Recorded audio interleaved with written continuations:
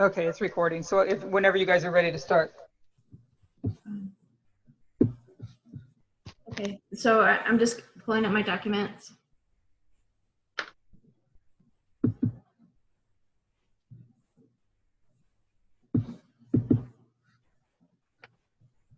Okay.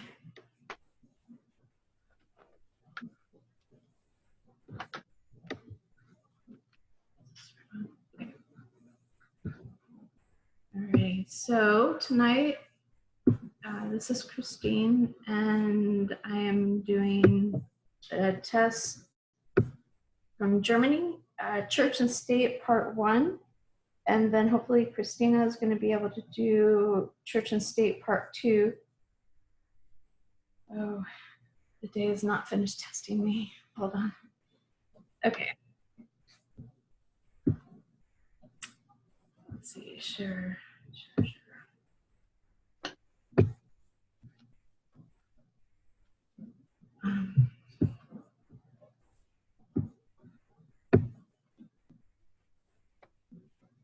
Sorry. Okay, here we are. All right, so we're doing Germany, number 13, test Lambert Church and State Part 1.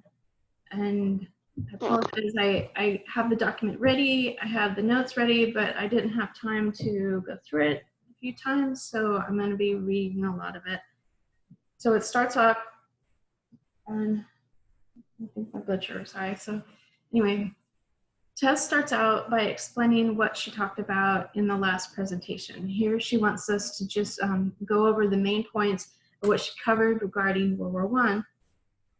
In the last few studies, she says, we have gone through the history of the Third Diadochi War and World War I. There are a lot of details. World War I is not a simple subject. It is not a simple war. So we have moved, they have moved quite quickly. I want to take the time to just cover the main points before we move on, so we are not going through everything again, but just those punchlines that we want to take away with us. I have already explained why we need to look at World War I. We have explained its connection to modern Babylon, the triple application of prophecy, and its connection to the Third Diadochi War. So we first looked at the Third Diadochi War. We traced the history of Antigonus and his dictatorship. And I think this is all of what John covered, right? And then, so this is the board. I just captured the board. And then all of this is what John created. This is his board. But he did a great job of doing exactly what she had on that board, but it looks a lot nicer. So when we refer to back to things in the document, we'll go to this one because it's pretty clear. So page 1 and page 2 are the same. Okay, so World War II leaves this big gap of a 25-year gap. So she says, from our understanding of World War II, when we built that reform line, we understood that the 1989, and then we have this big gap, 25 years, and then we come to 2014. And we see this alliance here in 2014, and then we come to 2016, and there is the Western Front, the war on the Western Front. But then there's this big gap. And then there's also like more of a gap here. It's not stated on this map, but there's a big gap there too. And World War I fills in that gap. So then if we're going to talk about the Eastern Front, I guess I should keep that. We're going to keep this up there. If we're going to talk about the Eastern Front, you wouldn't mark the Eastern Front until 2019. And for World War II, you would see that the Eastern Front began at 2019, right here. And it's going to extend until Panium. For our study of World War II, you see the end of the Cold War in 1989, then this long period of 25 years, then this alliance in 2014, then 2019, you have a war on the Eastern Front. We defined that war as an information war, fighting over spheres of influence. What we are left with is this huge period of 25 years, and we know that all through this history, particularly since the rising of Vladimir Putin in 1999, there has been an information war over spheres of influence. And all that is missing from the model of World War II. But because of these other characteristics of World War III must begin before Raphia. And we all know Raphia is over here after Panium. We understand first angel's message and second angel's message and Millerite history separated. In our history, there is a combination, essentially what we've placed in the second angel's message without taking into account the first. If we take into account the first, or World War I, you can see that it begins in 2003. So let's move to this other map here. So it begins in 2003 with the war in Iraq. And for World War I, it begins in 9/11. It doesn't start at 2019, Raphia. It ends at 2019. So for World War I, the Eastern Front begins in 2003. So this is World War I, goes from 2000, the Eastern Front goes from 2003 to 2019, where World War II starts in 2019 and goes to Panium, okay? So the Eastern Front begins in World War III with the Iraq War, which is where Vladimir Putin turns against the West, and it ends at Raphia. For World War II, for the World War II model, this history of war is actually a period of friendship. See, we need both models, World War I and World War II. Right now, Vladimir Putin and Donald Trump are friends, allies at the same time. They're still fighting in Venezuela. You have war and peace at the same time. Enemies fighting at the same time, they're in an alliance. They are seemingly contradictory, but in reality, they are not contradictory because the reality it is more complicated than just saying just peace or war. There might be an alliance in 2014, but 2014, Russia and the United States are fighting over the Ukraine, and they are engaging in an information war, the spheres of influence. World War I fills in a major gap in our reform line, this whole missing space right here. Someone asked me, what about Arab Spring and all those revolutions? How do they fit into World War models? And she says they don't fit into World War II, but they become part of the Eastern Front of World War I. Okay, so World War I filled in the 1999, the 9/11, and the 2003, and Panium.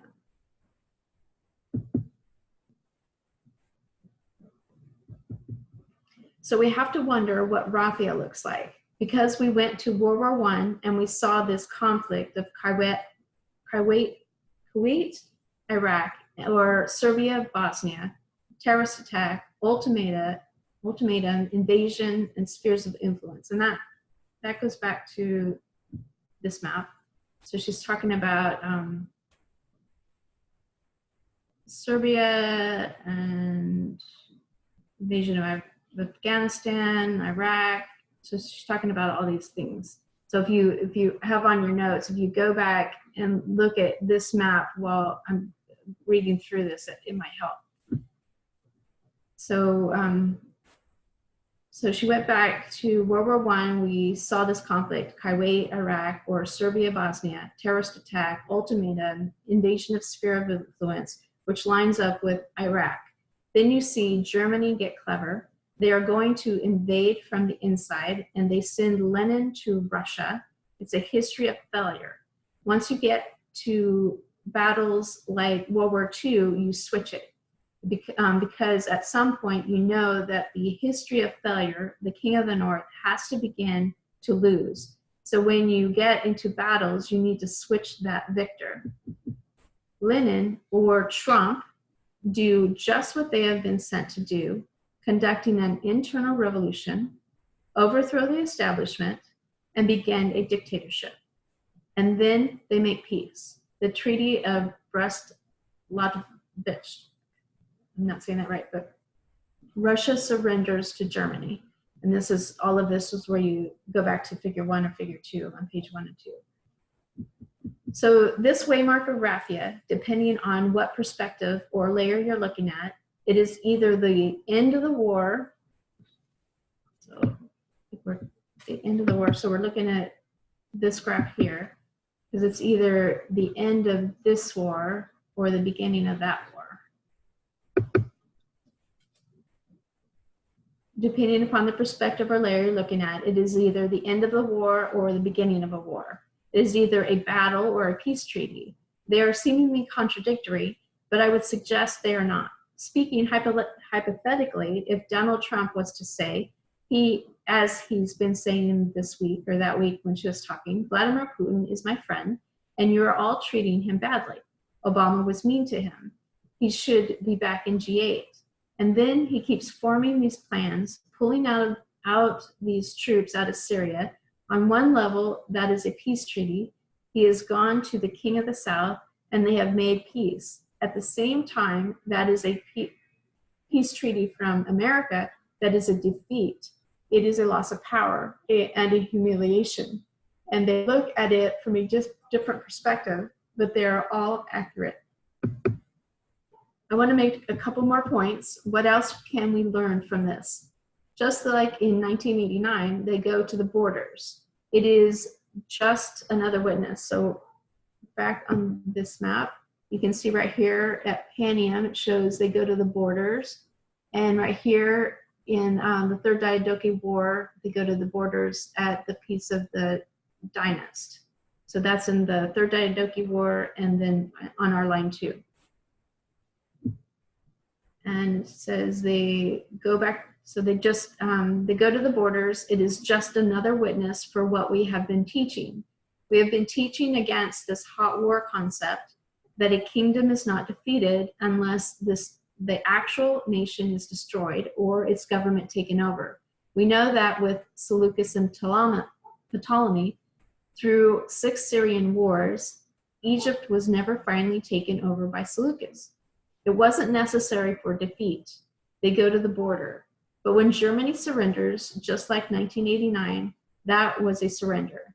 But they did not know the implications of that step, exactly how devastating that was. We talked about the role of Seleucus, that we can see Seleucus, who we identify as also the king of the north, the papacy, and his role in the affairs of 1989, the way he turns on the United States. So any questions so far? Okay, so then she goes on to 2 streams in parable teaching. The last point I want to address is to certain people in our audience. I want to make a point. We understand the concept of 2 streams of information. We understand the ulai and the hidakau. We understand that it is internal and external. It applies to the priest, Levites, and Ethanims. If we accept the ulai and the hidakau model in every reform line, then we understand that you cannot drink from both. We can go through that argument quite easily, build strong logic that demonstrates there is a right and a wrong stream inside Adventism, and at certain points inside this movement, one leads to the sea of glass and one leads to the lake of fire. I don't think anyone would suggest you want a little of the sea of glass and a little of the lake of fire.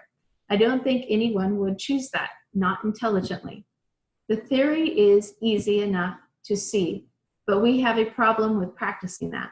When we come to practicing that, and it can be identified, what exactly is the hidakau, the wrong string of information, when it impacts our preconceived ideas from apostate Protestantism that have been taken on by conservative Adventism, and you identify the false stream of information is Walter White conspiracy theories.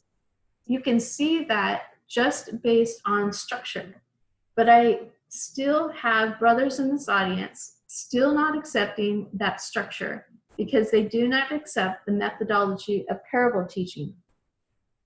So I want to address it from this line of World War I, the assassination of Franz Ferdinand. Who does that? Does Austria-Hungary pretend to be a terrorist organization and kill their own prince to bring about war? No. So, if you will not accept parable teaching, I'm just going to add one more and hope it gets through. In World War I, it is a terrorist organization that kills the Archduke.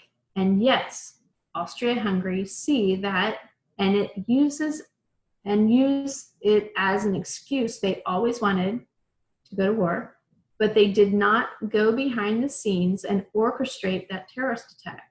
So if it makes a difference, one more witness, our conspiracy theories never agree with prophecy. And if we continue to hold on to them or spread them, we're going to continually find ourselves on the wrong side of prophecy. That is all I wanted to say in the review of World War I. I am sure there is much more to study in that history, and I would encourage you to look at it and study it for yourself. But for the purposes of this camp meeting, we must move on.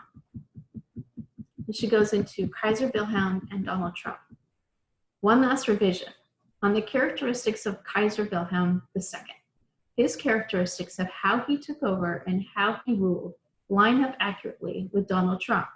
You can place the 126 from 1890 to 2016.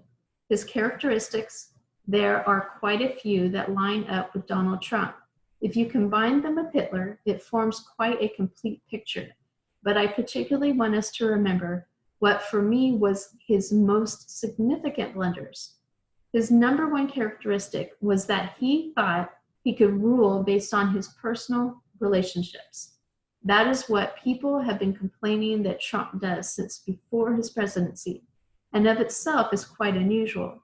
Where in Bismarck, you see how Obama ruled through alliances. Okay, so I'm leaving World War I for now. Now she's actually going into church and state, where she's done revising and reviewing her last presentation, and now we're on church and state. And now she's going to talk about applying the Millerite and the Civil War lines to our lines. So we're going to talk about 2014, the 2520 revealed, and the 126 and the 151. So I want to look at a study that has been done in a few places. Many of you are probably familiar with it, or you have taught it. But I think it needs to be put properly in the record and be revised so we can build upon it. There is no use building upon it if not everyone understands the subject, and I would rather we move together. It begins with understanding 2014. So when 2014 is predicted, which is in 2012, it is predicted based on an understanding that has developed in the 2520. We understand that this dispensation from 2011 to 2014, the subject that is being opened up is the 2520. And the messenger that is giving this increasing light, Elder Parmenter, lays out the 2520 in 2009 in a series called The 2520 Revealed. And for anyone who has the document, this is actually a link, or it should be, I thought it was, it is, a link to YouTube, the playlist that's on Fin. So if you want to go view those, there's quite a few of them, but it's a really good study, a really good series on the 2520. This is an increase of knowledge. The subject for this dispensation can be summed up by saying the 2520, but the 2520 gives us a lot of information. It gives us time setting, the understanding of the 126 and the 151. And it is time setting in 2012 that is laid out before the movement, formalizing this message. It is an understanding of the 126 and the 151. When the 126 and 151 is understood in 2012, they start looking past waymarks. They identify that there is a 126 that takes you to 2014 from 1863. So from 1863 to 2014, is 151 years, literally. And then from 188 to 2014 is 126 years, literally, right? And so, in other words, 126 from 888 to 2014 and 151 from 1863 to 2014. I know those studies were more detailed, but this is all we need to remember for the purpose of this study. The understanding of the 2520 that has developed shows us that the 126 and the 151 allow us to bring 1863 and 1888 and apply their characteristics to 2014. Based on these two previous waymarks, particularly, 2014 is identified as being the Sunday Law.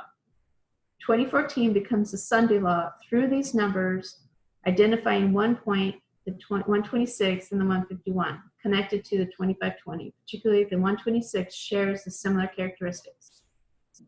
Okay, so you can see that. So because of the characteristics of these two waymarks and because of the dates, 126 and 151, we can bring it both to 2014, and the 2014 has the characteristics of the Sunday Law.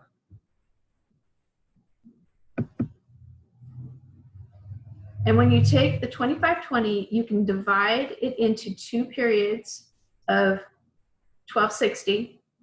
When we are using the 126 in that same fashion, you can divide it into two periods of 63 years.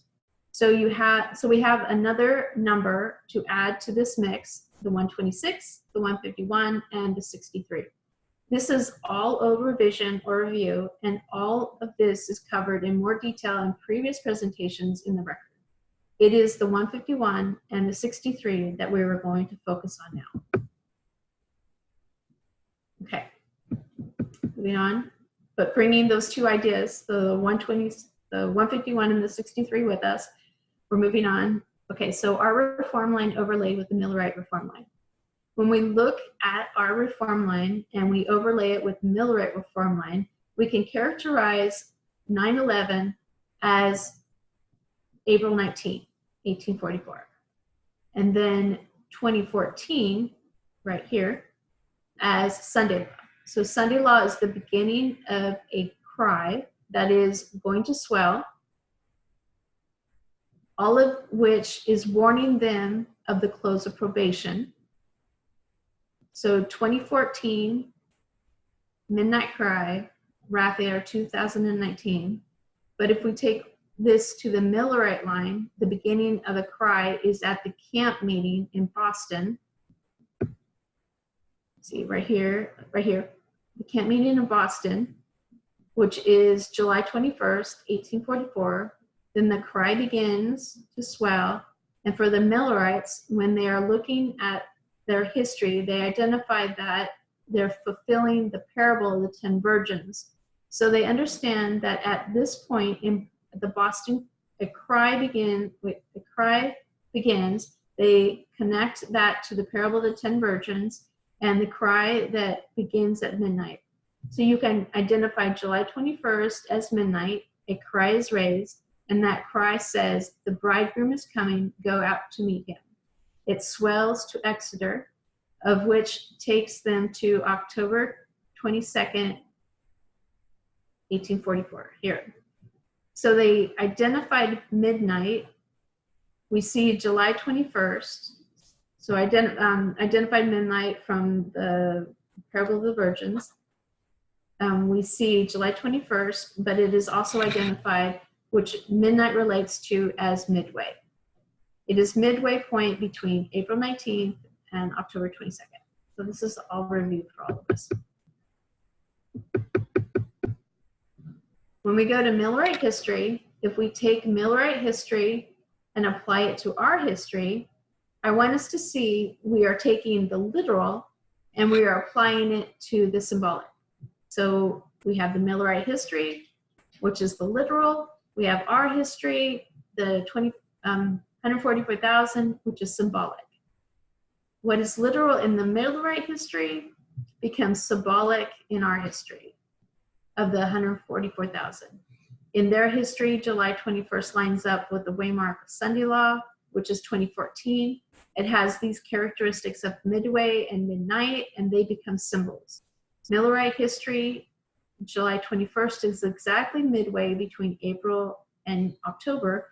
This July 21st waymark is literally midway in their history. In our history, it is a symbol, symbolically midnight and midway between 2019, or 9/11 and 2019 right here. So it's not exactly midway, but it's symbolically midway. We have to consider why we need that symbol. It must be to teach us something, because the fact that July 21st is midway in their history, it fits neatly, and they know that cry was raised. It must need to teach us something. When we go back to these dates, we can look at the other ones. We can do the 490 and the 220, but like I said, we're going to focus on the 151 and the 63. If we do that, it takes us to another history. If we were to go back 151 years from 2014 to 1863, we know that 2014 is symbolically midway between 2 points, between 9/11 and 2019, as April and October, but it is symbolic. When we go back to the Millwright history, it is literal. If we go back 151 years, we're going into another history that we want to make application of and bring into our own. We're going to overlay 1863 and 2014. This history of 1863, I'm going to call Civil War. It becomes the literal that we are applying to our history, which is the symbolic. Back in the history of the Civil War, if we want to overlay this history as a parable, it must be midway. If 2014 is the symbolic, then 1863 must be the literal, and it is. It is going to take us through the Civil War from 1861 to 1865. Now we have not one date, not one number, but a whole history to treat as a parable. From 1861 to 1865 is a civil war, and from 9/11 to 2019 is our Civil War.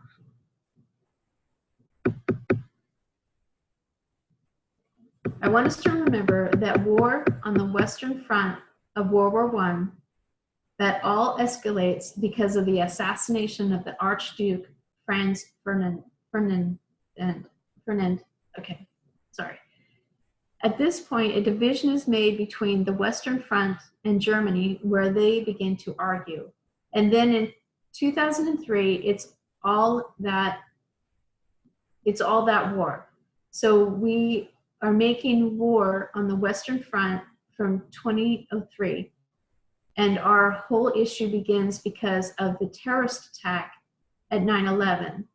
And we understand that the war on the Western Front in World War II and then in World War I, and therefore World War I, is a war within the United States itself and amongst their enemies. So we have another witness with World War I to identify 9/11 internal conflict between two different ideologies. And that was explained better in the pictures on page 1 and 2. So for our history, I want to go back to the Civil War and understand it and make application to our day. So this is our history of Civil War. 1863 is midway or midpoint point, a midway point. It all begins in 1861 and ends in 1865. We see that in 1861, the beginning of the Civil War is a national crisis. 1861 is when the Civil War begins. Neither side knows whether or not they're going to win in that war. The North is not so confident, so they are going to ask that they can make some type of statement, particularly the northern churches of the United States. One pastor writes to the Treasury and asks for the introduction of a religious phrase.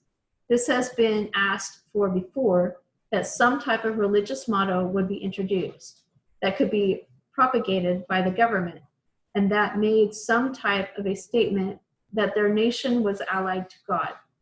This idea only gains traction after the beginning of the Civil War because of the crisis. In 1863, they decide on that motto, "In God We Trust." In 1864, they begin to stamp it on their coins.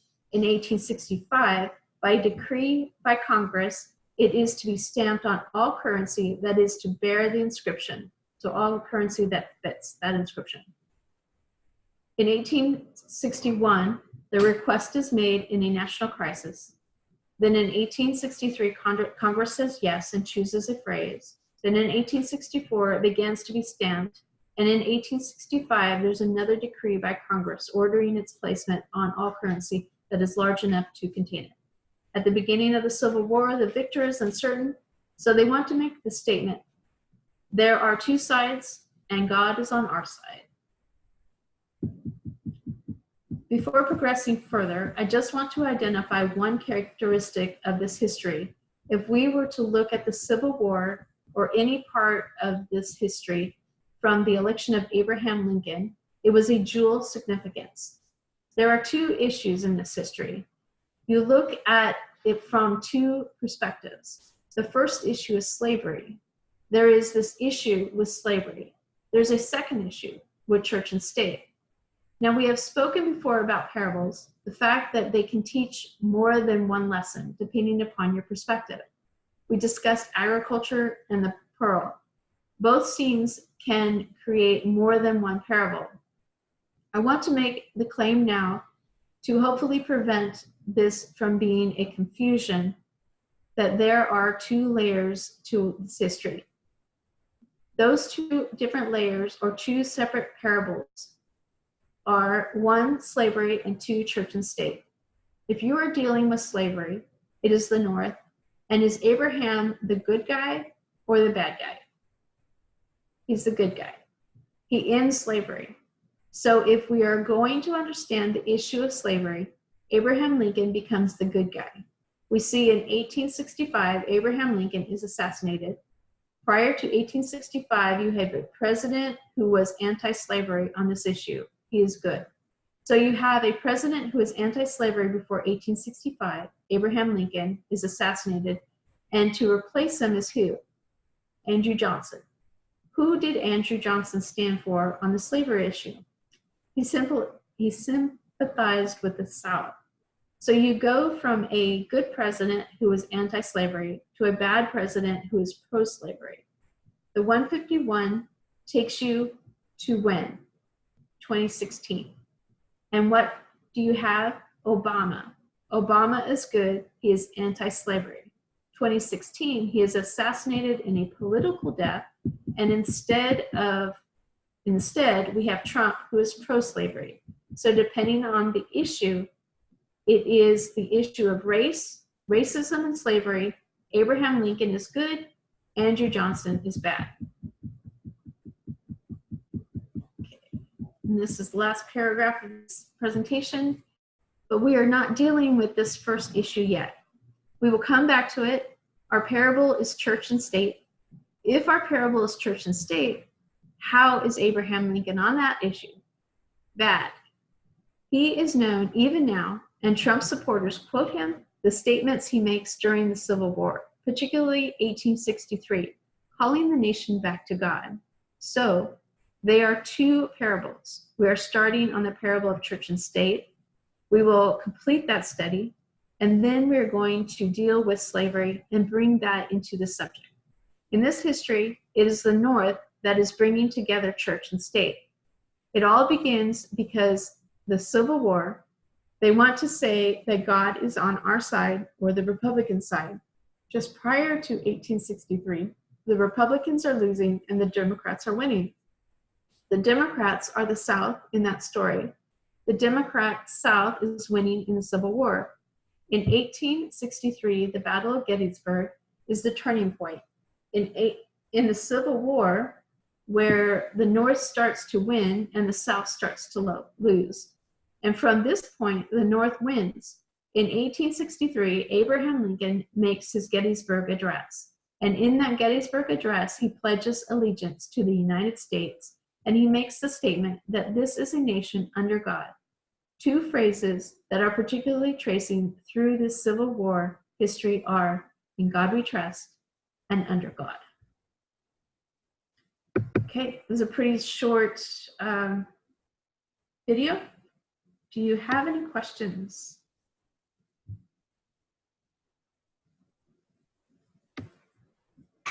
What do we do?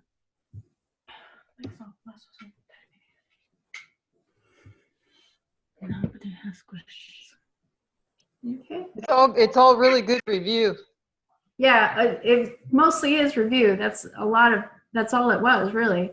Yeah, well, because what Christina's going to follow up is part 2, and then tomorrow's going to kind of tie in as well, a follow up, because we're wrapping up 2014, and it all is about "In God We Trust" and what they're doing and all that. So it's really good. Awesome. God is good, right? He brings it all together the way it's supposed to be. Awesome. Yeah. Okay. Fantastic. So if Cristina is ready, we can move on to part 14. Beautiful. So it's on.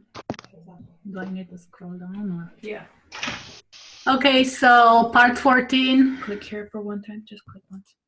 Okay, now you can scroll. Okay, so part 14 is gonna be separation of church and state. It's number 14, the following video. And we're going to talk about the Civil War, the Cold War, and our line. And as Christine said, it all connects with the midway point, 151, 126, and this line here, the Cold War, is going to be with 63. So hopefully everybody is comfortable with those applications. I'm going to go directly and I'm going to read. I kind of wrote exactly how she said it, so some sentences maybe don't make much sense, but if anybody has any questions, please let me know. We have a great deal to cover, so I'm going to make some points more like dot points. I'm going to assume that everybody is comfortable with how I'm going to go about with these dates. How we identify the symbology of the midway, how we make application from the literal to the spiritual, which is exactly what we are doing right now with the Civil War, the beginning of a national crisis. This is a period from 1861 to 1865. It all hinges on the midpoint, 1863. So from 61 to 65, and the midway is 1863.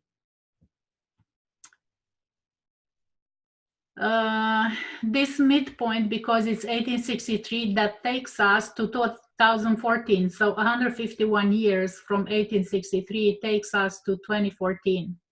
The midway in the Civil War, it's symbolically midway between 9/11, which is April 19. So 1861 is equal to 9/11, which is April 19, and 1865 to 2019, which is October 22nd. And 2014 is midway, it's 1863. Many people within US want America declared as a Christian nation. They want that written in the Constitution, and they want it to be made a public statement. That movement is resisted by those who understand the separation of church and state. And in the history of 1800s, a large part of that resistance comes from Adventism. But in a time of national crisis, the American government begins to give in to this movement. In 1861, there is a petition from a pastor for a religious phrase to be placed on the American currency. And because it's a crisis, the same petition which has been made before suddenly has many sympathizers within the American government. And in 1863, Congress accepts the phrase, "In God we trust." They decide that's the phrase that's going to stand on their currency. In 1864, they begin the stamping process. In 1865, there is a law by Congress making this phrase to be placed on all the new money that they were here creating. So this is how the phrase, "In God we trust," became part of American life, something we're very accustomed to today. Just prior to 1863, as the North and South battled, Northern Republicans, Southern Democrats, the Democrats are winning, the South is winning. Until 1863, in the Battle of Gettysburg, perhaps the most famous battle of the Civil War, and it was the turning point in the Civil War, where the North began to win and the South to lose. So 1863 is the turning point, the Battle of Gettysburg. Or the Republicans begin to win and the Democrats begin to lose.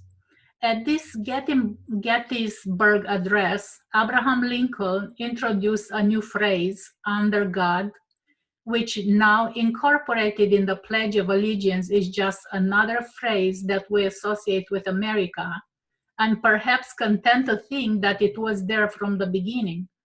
But America existed a long time before these phrases are actually accepted. So is a national crisis that brings this about. And if we look at the lines, Civil War was a national crisis. 1948 to 1954 was the Cold War, was a national crisis. And definitely 9/11 to 2019 is a national crisis. So it is a national crisis when things like this are happening. One last event in 1863. A movement forms known as the National Reform Movement. This national reform movement that Jones and others are fighting all through, believe, the next 30, 40 years. I want to read a quote about why they formed. Early in 1863, the North was losing that civil war.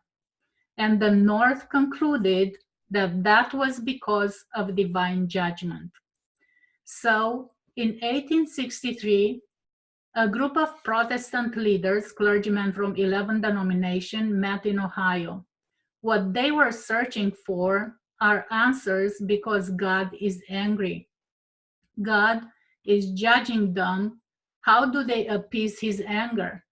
According to their spokesman, God was angry with them because the government did not recognize God's authority or enforce his moral law. And even after they have won the war, they held on to this conviction that if they didn't appease God by the government recognizing recognition of him and the enforcement of the morality, God will continue to judge their nation. Something bad will happen. So at this point, they form a movement, but it's not until 1864 that they are officially formed. When we ask about 1863, but we also talk about 1888 and 1893. Those latter issues between church and state stemmed from this movement in 1863, and that fear that they are holding on to because of the Civil War. So at this point in time, the Civil War, you have two streams of information. You have one stream, the National Reform Movement, and they are saying, angry God. You could say the country is being judged because its cup is full, and what's in the cup? Their sin. And their sin is that government did not recognize God. It separated church and state. They haven't enforced the moral law. That's their logical conclusion. Then there is another stream, Ellen White. And what does she say? She says God is angry. He is judging America. He is particularly angry at the churches. So the churches are meeting thinking that their God is angry at the nation, but they are not realizing that God is not angry at those immoral people in the government. He's angry with them because they're engaged in the terrible merchandise of buying and selling people. She says, God's anger will not cease until he has caused the land of light to drink the last drop of the cup of his fury. So there is a cup, you only drink it when it's full. So it's full, America is going to drink it, and it's going to be bitter.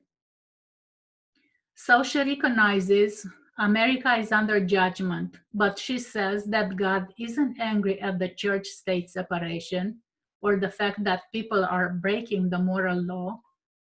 God is angry at the churches, and he's angry because of the slavery. So you have here two streams in 1860s. One stream is a national reform movement. God is angry because of the separation between church and state, and because the government does not reinforce the moral law.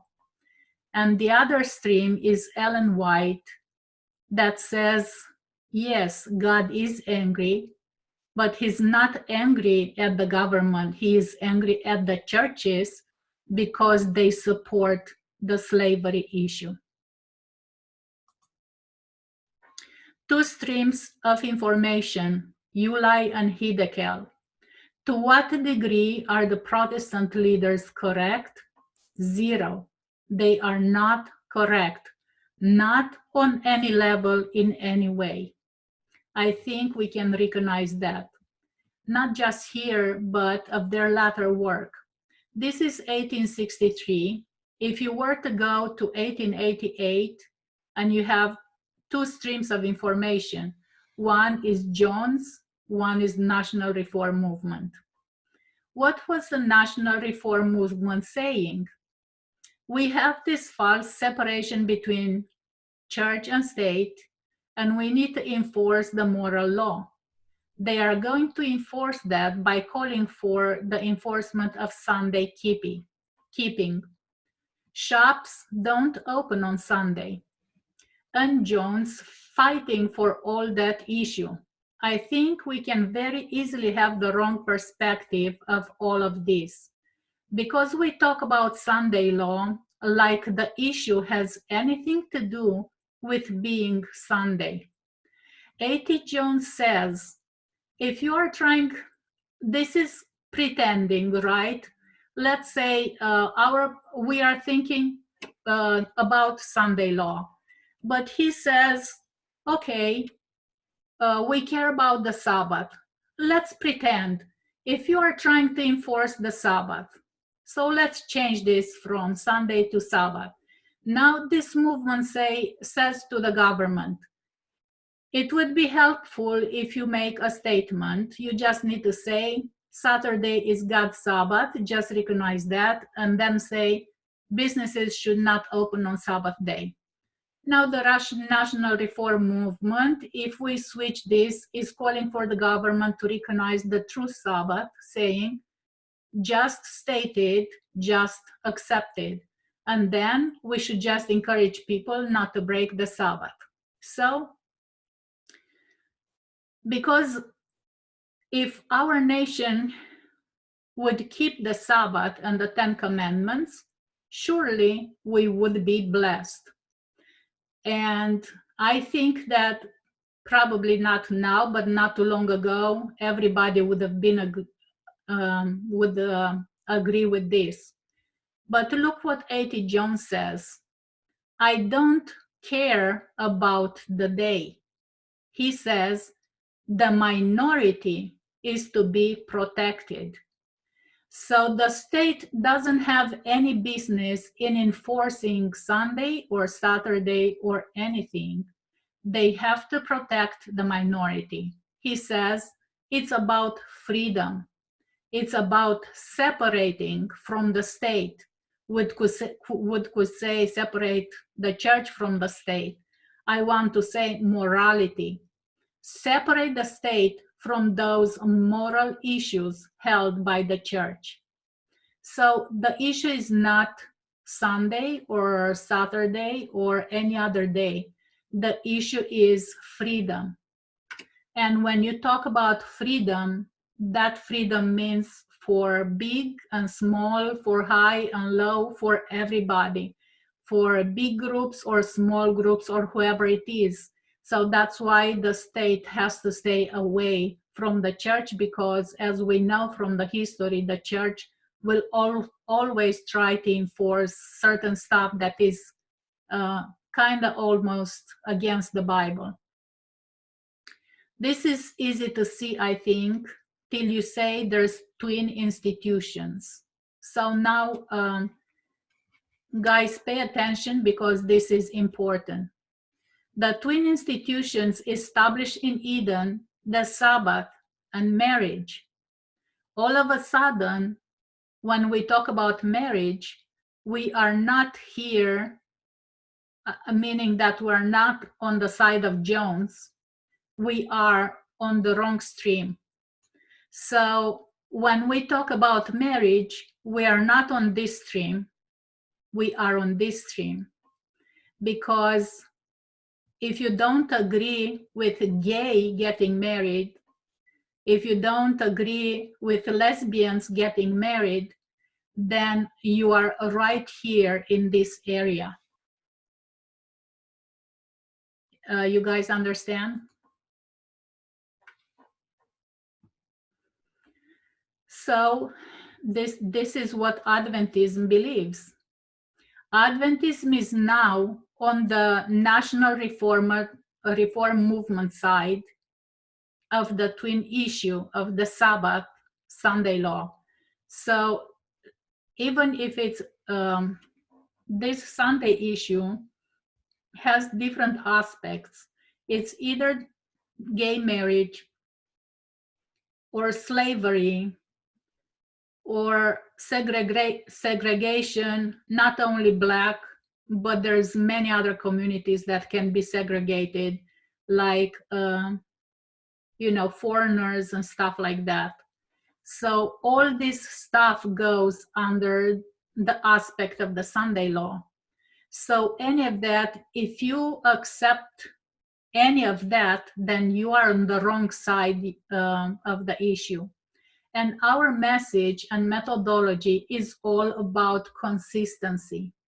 So if the government should say, I don't care about the 10 Commandments, worship on any day you like, or you don't worship at all. The government also has to say, I don't care who you marry. I don't care if they're male or female. I don't care if it violates biblical principle. Let a man marry a man, or a woman, or just live together, don't get married at all. If we are going to treat the Sabbath that way, we have to treat marriage that way to be consistent. We need to remember it has nothing to do with the fact that they are enforcing Sunday. That's irrelevant. If they will try to enforce the truth, the sin is just as great. So from 1863, all this issue about Sunday arises that we see particularly in 1888 and 1893. 1865, the Civil War ends. This is all built from 1863 to 2014 based on the 151 and the midway points. But if we wanted 151 to go to 2019, we take it from 1868.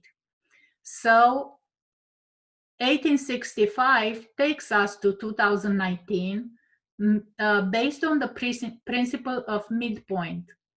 But 1868 takes us to the same point based on 151.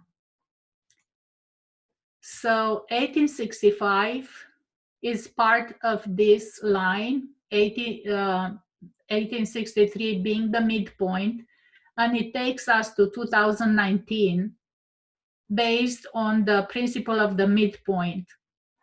But if you do, I think it's, can you, Adriana, calculate 2019 minus 151? Doesn't it take you back to 1863 No, or 1888? 5 years. Yeah, 1868 Yeah. is going to be 151 years to 2019.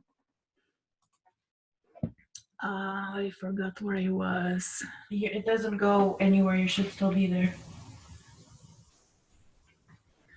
Okay, so, but if we wanted 151, we take it from 168. So 165 takes us to 2019 based on the principle of midway. But 1868 takes us to the same point based on the 151. And in 1868, they amended the Constitution. They put into the US Constitution, when it comes to voting rights, male pronoun.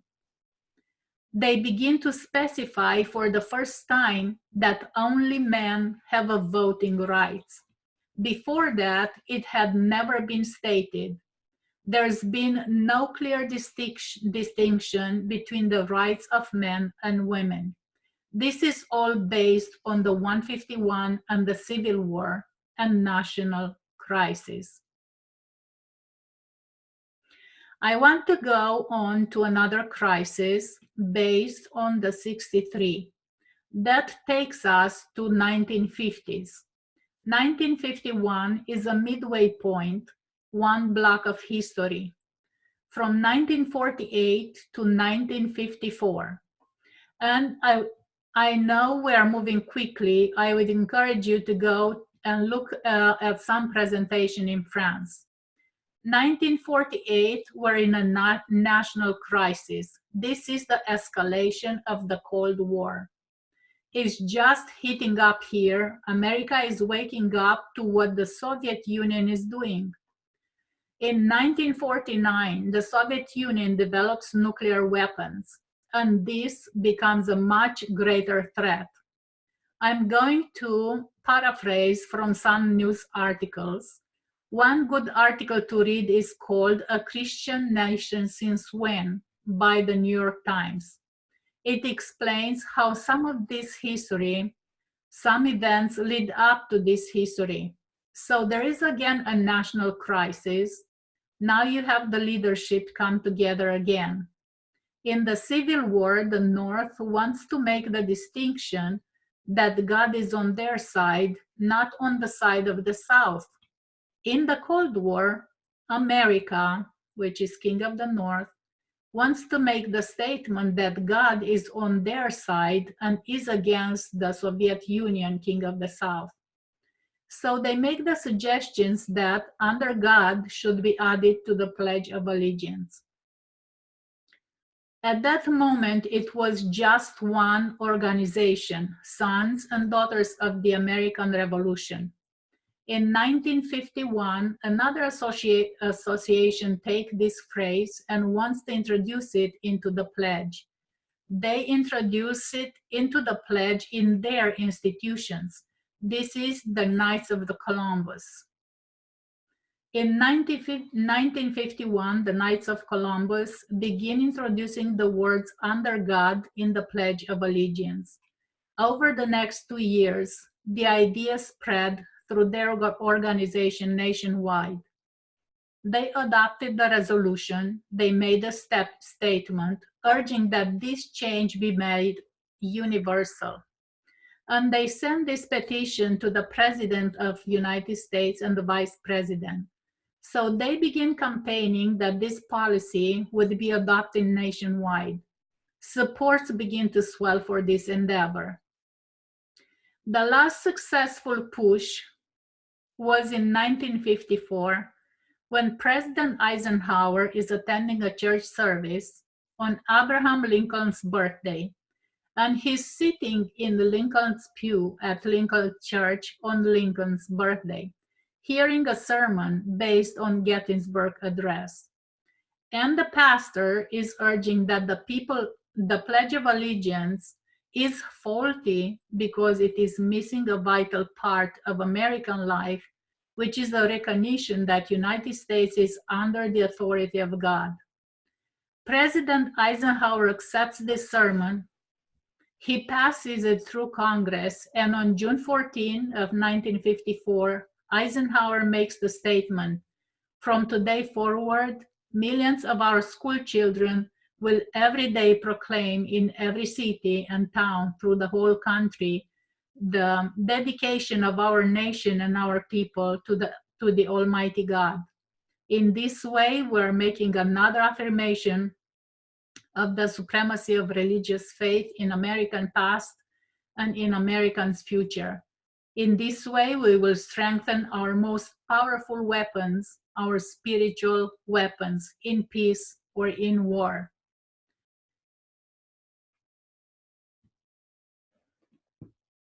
Okay, where was I?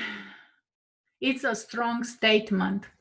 Millions of children every day being forced to recognize that the country's past and future is a version of the United States to find this Christian nation under the authority of God. So it's officially 1954 added to the Pledge of Allegiance. There's even recent cases where school children rebel against reciting that because of their own religious convictions or lack of religious conviction, and they are punished. In October 1954, the Knights of Columbus are rewarded for bringing about this change to the Pledge of Allegiance. This phrase was introduced as a part of the battle between godless communism and God-fearing America. History professor Frank Landon says, "It was in the environment of the Cold War that Congress made another decision. That decision is 1956, 63 years to 2019. Congress decides to change the national motto. The national motto had been a secular Latin phrase, El pluribus unum. They got rid of that for in favor of In God We Trust. This Latin phrase, all it means is out of many, one. Many people, many states, but in unity. It's a perfect phrase. You can have many religions, many races, many different ethnicities, all one nation." What they are doing, they are redefining what the nation is. Now it's not many religions or beliefs in freedom. Now they're saying if you want to be American, you have to fit in this box. Because to be American, first of all, in this history, the Cold War, you have to be capitalist, you have to recognize God, you have to see the nation as being under God, to recite that every day if you are in school, and recognize the national motto is all about trust in a deity. I want to make a point. In this history, 1860s, you have two streams of information, Ellen White and National Reform Movement. Not just her, you have Jones or these other people fighting this incorrect definition of the nation, this explanation of God's judgment. who's protesting in this history? So let's go to this line. If we come here on this line, 1948 is when they came up with Under God. Sons of Daughters of American Revolution is, we will see later on, is this association organization, which is the Stones Crying. In 1951, we have the Knights of Columbus.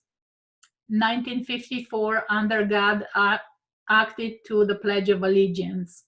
And from 1954 to 1956, we have Brown versus Board. We'll read about it. And here is In God We Trust. But like in 1860, here also we have two streams of information. On this side, we have National Reform Movement, the churches requiring state and church unity and the enforcement of moral law. And on the right side of the issue, the people that are right is America United, protect minority freedom from church and state. And also we have Sons and Daughters of American Revolution. Okay. So in 1860s, we have Ellen White and National Reform Movement. Not just her. You have Jones or these other people fighting this incorrect definition of the nation, this explanation of God's judgment. Who's protesting in the history of 1950s? The problem is, by the time we get to this history, where is Adventism? Adventism is dead, silent. They have no message. They do not protest. So here in 1860s, we have protests coming from God's people. You don't find them in 1950s. You will not hear their voice in our history.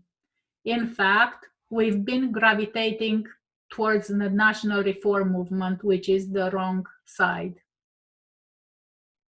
1948, another organization forms. So you have the churches. The church is the same. They are saying we are a Christian nation, can't separate church and state. We'll look at this history. They also are trying to see the enforcement of moral law. They're making the same argument. You want to save the nation from the civil war.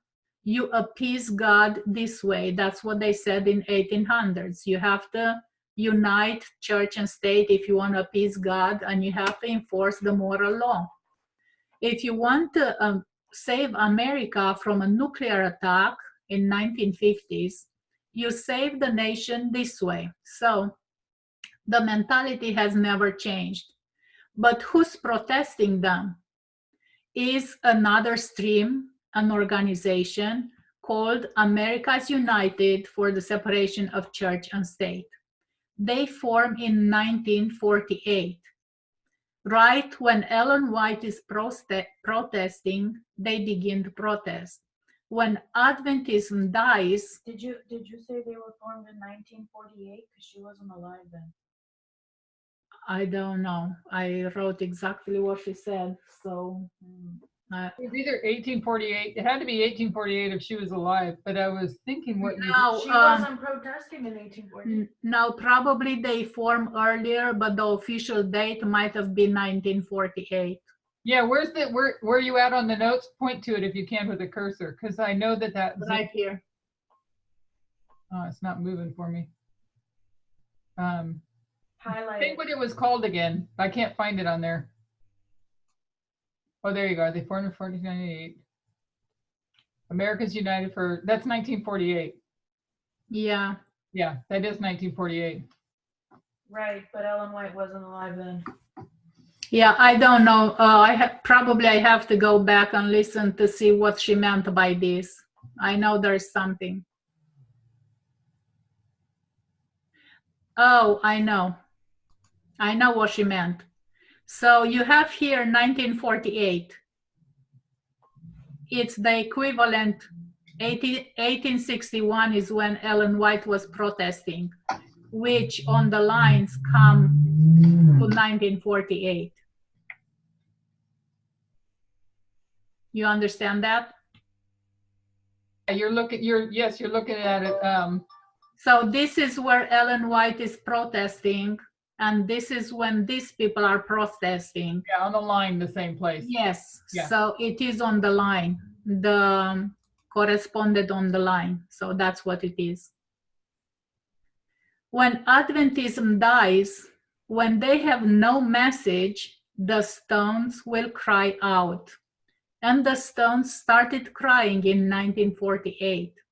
Now in 1893, which it also takes to 2019, Adventism had formed an organization. That organization is the International Religious Freedom Organization. In 1893, it's doing a good work, protesting church and state, which gives you an indication of what God wanted these people to do this year. This is a characteristic of 1893, already under fulfillment as this movement protests. But this association, what happened to it? Adventism lost control of it. They gave it up. It still exists today, possible, the largest religious liberty association in the world. They counsel the UN. You go to their publication and look for any word of protest. You will not find them. I read one article from 2010, and the author in the article refuses to speak against the words under God in the Pledge of Allegiance. He spoke a lot about that subject, and his conclusions are partly confusing, but he just defends it. So there is no problem with this phrase. Adventism gave up their voice. You go to and see what the American United for Separation of Church and State says, and they've been shouting from the rooftop. They say, "In God we trust" is a religious phrase. The Adventist Association would argue it isn't. The World Atheist Association says that this is state and church. Can I Yes. I think if you go on the website of Americans United, they're also religious people like Christians. But they realize that it's a bad idea. Yep. That's what she said. Yeah, it's really amazing what they're doing. Yeah. The government is dictating to us who God is. It's not 5 or 20 gods. It's singular. It's saying to be a real American, you must trust in this God. And then this statement is being posted and spread in public schools, and children are being taught that they must believe and trust in this God. And then they go back to this history and remind us, like a good vaccine creating a memory cell, exactly where this phrase came from. So 1948, the stones are crying out, and they haven't stopped crying. 9/11, there is another national crisis and another 2 streams of information. In this worldly atheistic society, they are seeing it even before it is began, based on their understanding of history. After 9/11, this society puts out a paper and they are saying, "We've been here before. It's a national crisis. Please don't use this as an excuse to bring religious into politics." They already knew what was coming. And you have a secondary stream. I don't want to deal with that immediately. We have another principle, another rule. When was there an issue over church and state and morality, enforcement of morality? It didn't begin in 1800s. This was an issue right back to the creation, the original forming of the United States. It just becomes heightened in a national crisis. So I want to use one of our rules, which it is, if we are going to see something in our history, we need to take it back to the time of the end, trace it to our waymarks. A little revision on this history, 1950s. There is something else that they are trying to enforce. I'm hoping we can get one vision.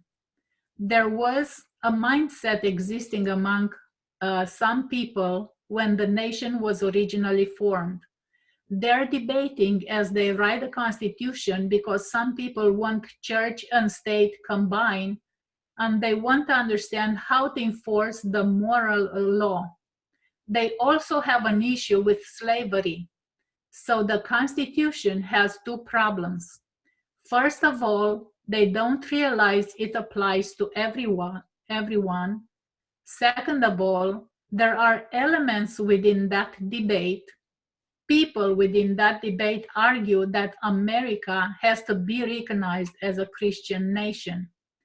The mindset, whichever history we want to trace it through, it's never left. The same original mindset. We can cut our line, but we could do one long line from the writing of the Constitution and trace that wrong mindset through history as if the people holding to it are one person. There is another debate in 1950s history. We're going to discuss the issue of slavery, the secondary parable. We know slavery was ended. Ellen White tells us the mindset of slavery never left. That could not be erased. So after slavery is abolished, those who believe in slavery found a new way to oppress, and they introduced a doctrine called equal but separate. This doctrine says we've released black people from slavery. We recognize them as equal, but they're separate. And whenever they say but, they lose any excuse to say equal. Cannot say equal but, or you lose equality, which is exactly what happened. This equal but separate doctrine is practiced in segregation. It totally segregated society. That all happened in 1890s. So when they say equal but separate, it no longer means equal. 1951, that begins to be a debate. A group of black families come together and they want to give their children a good education. The government isn't properly funding the black schools, so they want to send their children to white school, and they began to sue the local school district. Because of this law, equal but separate, they lose. So they take it to the Supreme Court. And this is the case of Brown versus Board of Education, one of the most famous court cases in the US history.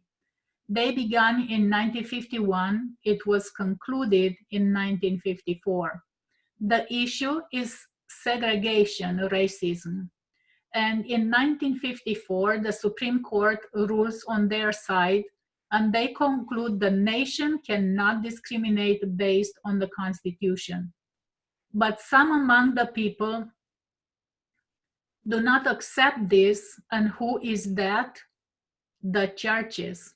It's the churches, the evangelical leaders, that begin to argue that this violates their religious principles. This court case begins to bring about the in schools, particularly in the South. The leading evangelicals, they don't accept this. They start to form private Christian universities. Bob Jones University and Liberty University are two of them, ironically named Liberty University. His reason behind its forming was that because this is a private school, all the white evangelicals can send their white children without giving in to the government desegregation. Quoting Ellen White, the same spirit that held back people in slavery, it's not dead today but alive. That same spirit of oppression is still cherished in the minds of many. It will reveal itself in cruel deeds, which are the manifestation of their religious zeal. And this is what the evangelicals did. To introduce one name, Jerry Falwell, more than any other, this is one name we need to know. It's one of the most leading evangelicals of that time. He says about one gay church, one day they will be annihilated. They will celebrate in heaven. The angels will celebrate. He says this 1954 decision to end segregation, if those Supreme Court judges had known the Word of God, if the Supreme Court had any desire to do the will of God, they would have never ended the segregation. This is a sermon he makes from the pulpit. The facilities should be separated. When God has drawn a line of distinction, we should not attempt to cross it, he says. The true Black person does not want integration. He realizes he's potentially better among his own race.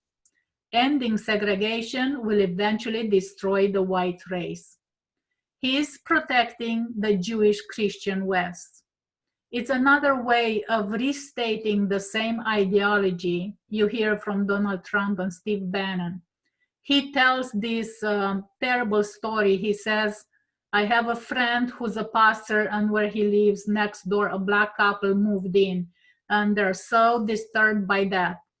Jerry Falwell is the spokesperson for the evangelical movement, but there's many. The main issue is in ending of segregation. And then in 1960, you find the civil rights movement. And now, what is Jerry Falwell going to use? The favored weapon of the Christian right, conspiracy theories. He starts saying that Martin Luther King Jr. is a communist spy. He denounces the civil rights movement, says it's not civil rights, it's civil wrongs. Says the civil rights leaders, they're left-wing communist spies. They're violating the situation in our country to bring about violence and bloodshed. And in the midst of this civil rights movement, they formed the Southern segregation schools that are private schools, and therefore they are able to keep the white children separate.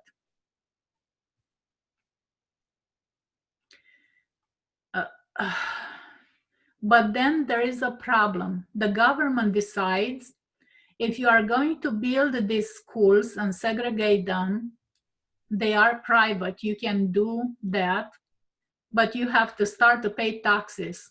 This becomes a big issue because the evangelicals leaders do not want their schools having to pay tax. So in the mid-1970s, they begin to come together, stating one leading evangelical, Paul Weyrich. He says, we need a new political philosophy defined by conservatives in moral language, moral terms, but we need to avoid religious language and build a new coalition to spread it throughout the country. We need to achieve political power, and then the morality of the majority will be able to recreate United States. They formed that organization in 1979, and it is known as the moral majority. It's even in the name. It's designed to take the morality of the majority and enforce it on the minority. Same mindset, never changed. The majority keeps Sunday, everyone should keep Sunday. If the majority of people only want to marry someone of the opposite sex, everyone should keep that moral decision. Falwell said, we're in a holy war. We need to bring the nation back to morality and will influence that on the government. A.T. Jones says the Constitution is there to protect the minority from the morality of the majority. They begin this campaign in 1979. In 1989, Jerry Falwell dissolves the moral majority, and he says, we already accomplished what we were set out to do, because in 1980 we put Reagan in power, and in 1988 we placed George Bush in power. The amount of political influence that party had, by the time they place Reagan and Bush, they feel their work is done, and I would suggest they were right, because our reform line started. We had Cyrus and Darius, Felix and Festus. The moral majority put them there, and once the reform line starts, the judgment of America becomes inevitable.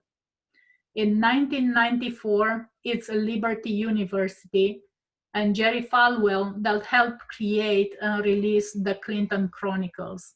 They are already using their conspiracy theories to try to take down the Clintons. In 1996, Jerry Falwell launches a campaign, the God Save America campaign, and he travels the country that year urging pastors to become involved in politics. Neither Reagan nor George Bush fully fulfilled what the moral majority wanted. But then we come to 9/11, and there is two streams of information. One stream is trying, this is the evangelicals, Jerry Falwell and the children of Billy Graham, Paul Weyrich. 9/11 happened because we abandoned God as a nation. We backed away and he abandoned us. Billy Graham's daughter, if Americans repented, God would reveal the plots of terrorists before they happen. He would control the weather patterns and would protect us. Jerry Falwell, we only began to see the beginning of terrorism. He says it's because of abortions. We made God mad because of those pagans, those abortionists and the feminists. Now you know he's not just racist, he's sexist. Because back in that history, back when they were fighting the civil rights movement, they are also fighting their vision of what a family looks like. It's those feminists, those gays and lesbians, all those trying to make America secular. He says, I want to put my finger in their face and say, you helped this happen. Another evangelical leader, Pat Robinson, in response to him, he says, I totally agree, the problems if we allow this at the top level of our government. Now you can go through every issue. Hurricane Harvey, when you see hurricane, what do you say? Well, if it's New Orleans, they say it's the gays and the lesbians. God is judging them. 9/11, God is judging them, the feminists. God sends the message home. This is Kevin Swanson.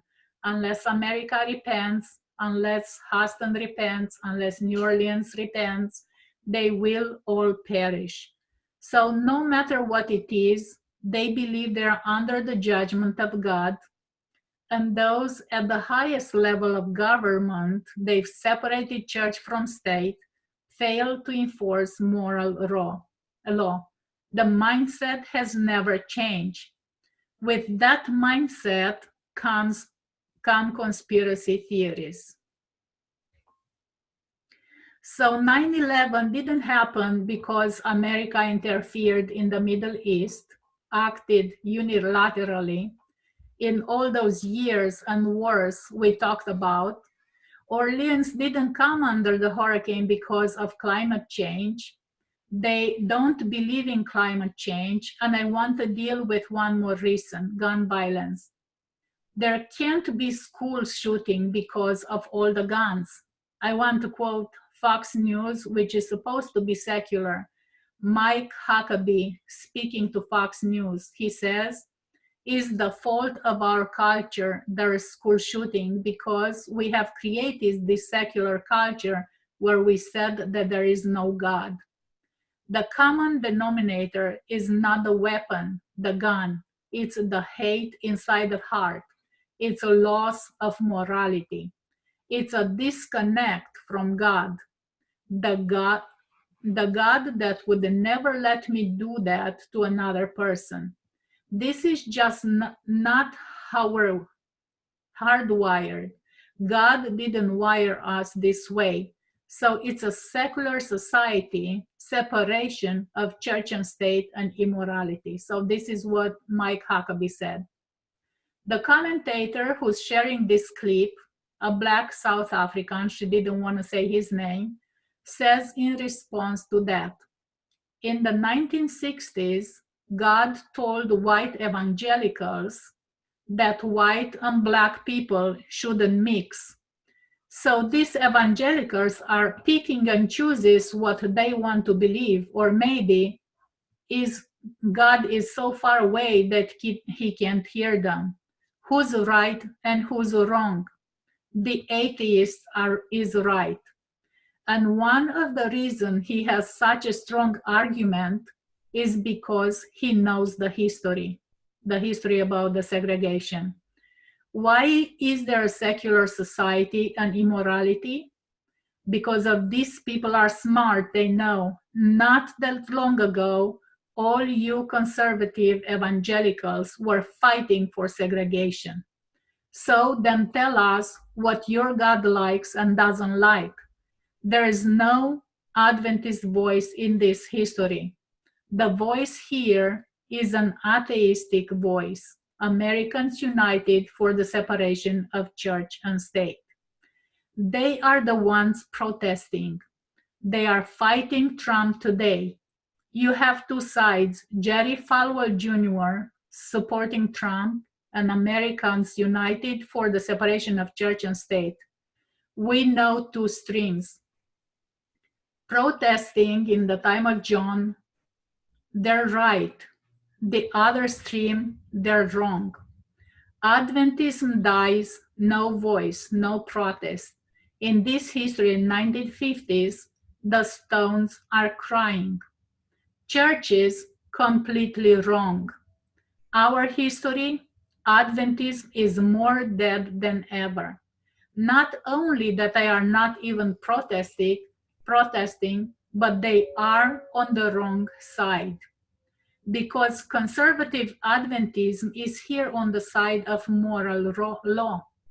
Of all the conservative places, and they say America is so wicked, it's like Sodom and Gomorrah, all that immorality in the days of Noah.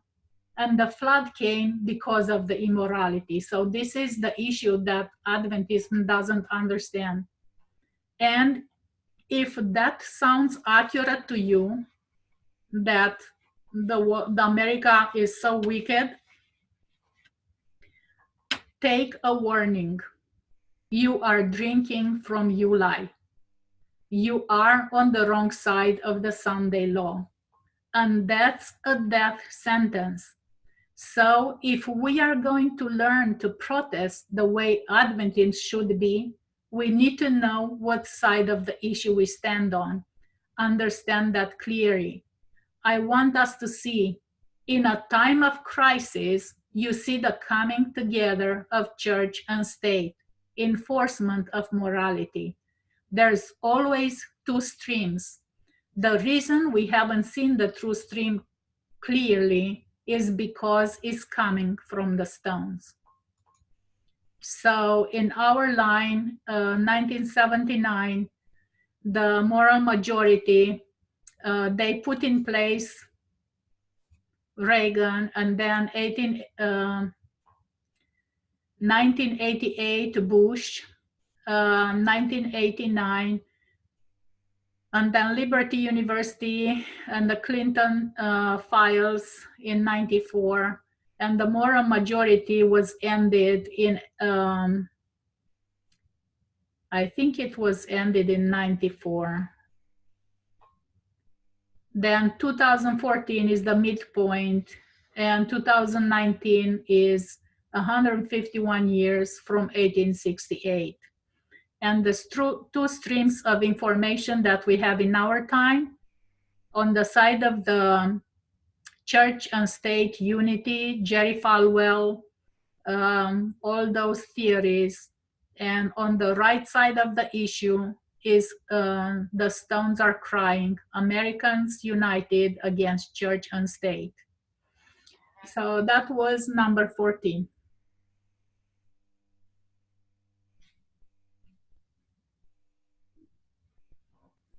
Nice. Yeah, so it is, especially this, the last paragraph, we really need to understand, because the issue of the abortion, the issue of the gay marriage, the issue of the Sunday law, slavery, the morality, everything is on the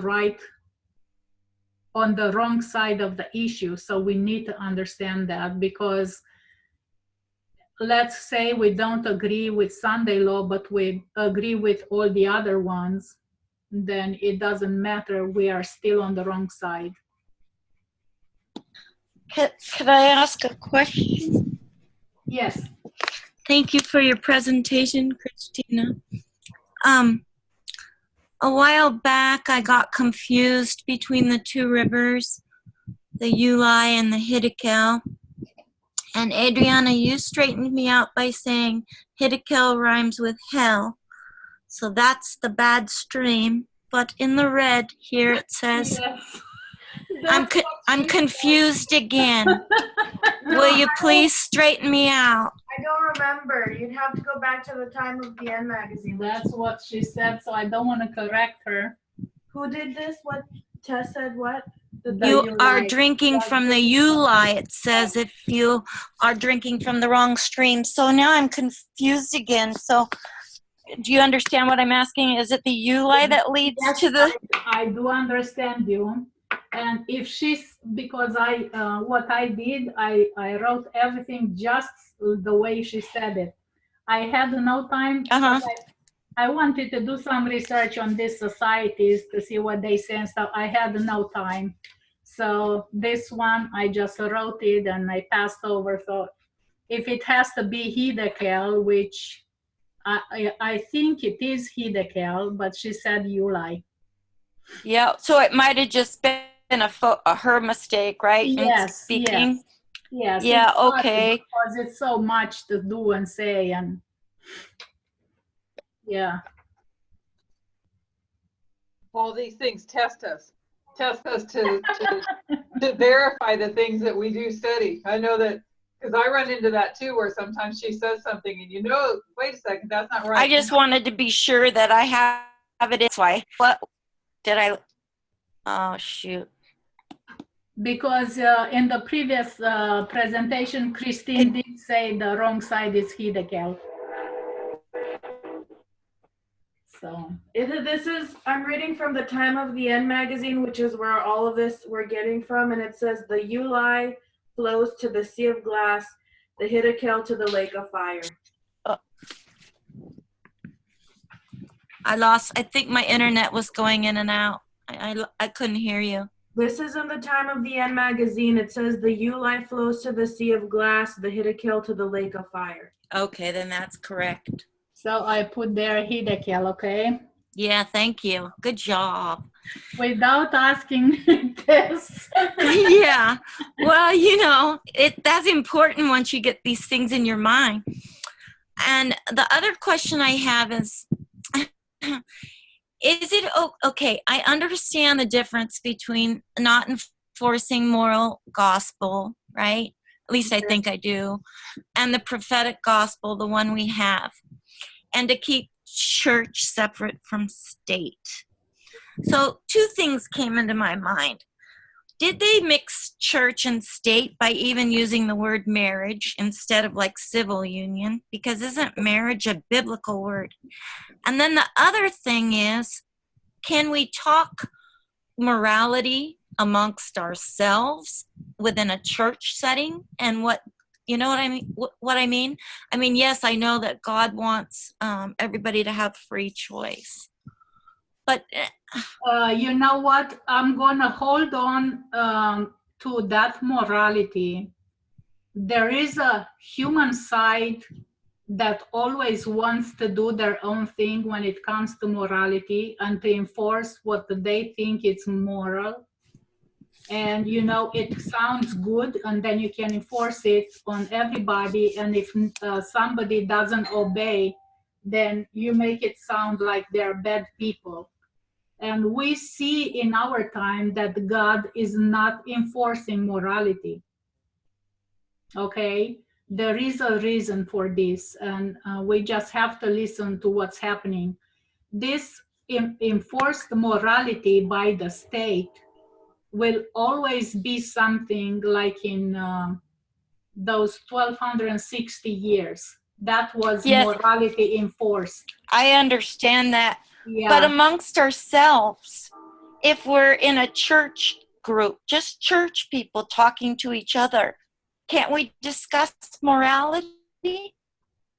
I'm not saying forcing it on anybody. I know that's wrong. I know everybody has to have freedom of choice. But is it wrong even amongst ourselves to discuss morality?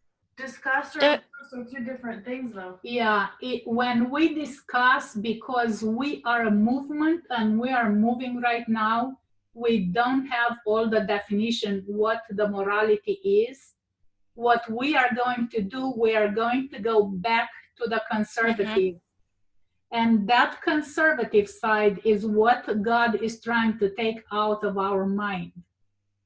So, I mean, we all know that you have to be nice to people, you know, to respect everybody and all that kind of stuff, where none of us is killing or, you know, whatever.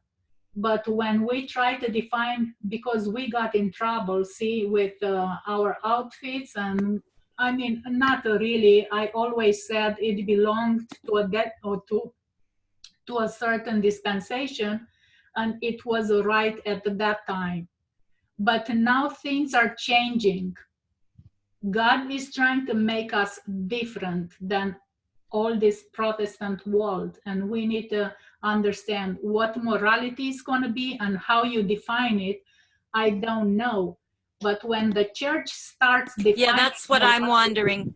Yeah, when the church starts defining morality and have the government enforce it, that is completely wrong. Yes, I agree. Yes. But I wondered if we had any definition of morality just amongst ourselves, you know, just not to enforce it. But well, we have the 10 Commandments. Definitely, we have the 10 Commandments. But there's things that we saw them exactly how the Protestants saw them. Mm-hmm. And those things need to come out of us. Mm-hmm. Because, see, like, it was not even too long ago when I would say exactly like she says in here about the times of Noah, you know. Mm-hmm. Yeah. I would say, yeah, look at these gay people. Of course, God is punishing us because of that. That's what the Bible says, the times of Noah, right? Yeah. I would be right there. And abortion, slavery, you know, all that kind of stuff, I will be right there. So I was wrong. You know, we have God-given freedom. And God doesn't want anybody to interfere with that freedom. Not the state, not the church, nobody. So that's why we need to fight for freedom. It's not about Sunday. Yes. But do you think it all has something to do with our readiness when it comes to the time of the Sunday law and going out, that they are prepared to hear from us because we're not forcing morality, so to speak, but they're going to be experience this freedom. I don't know if I'm expressing that right. Well, what I am seeing in these issues, because I heard some other stuff and all the kind of, we are changing. God is preparing us to look a certain way, to talk a certain way, to look at people a certain way. If you go and meet somebody on the street, maybe not now, but maybe just a little bit ago, you would meet somebody on the street that would be full of tattoos and all kinds of jewelry, maybe gay, whatever. Would you have problem telling them about God? If you are true to yourself, you have to recognize you would. The moment you look at them, you judge them and you put them on the wrong side. You're looking at them and you're saying, man, this is a lost person. What can God do with this one? So this kind of separation that we make because we have a certain morality in our head, and when we come in front of somebody, our brain immediately does those judgments, and it creates a separation where we cannot treat them right and we cannot give them the message the right way. So God wants to change all that in us. Remember, when Jesus came, he broke all the rules. Mm-hmm. He went, it wasn't that people were coming to him. He was looking for them. And he did not go to the palace, and he did not go to the high priest. He went to the lepers. He went to that sick person for 38 years. Those were the people he went to. He went to the feasts of the hidden people, the bad people, and he was judged because of that. But he did not separate. He did not separate these people from him. He knew that they are precious people that he needs to bring the gospel to them. And we are Jesus. We have to do that.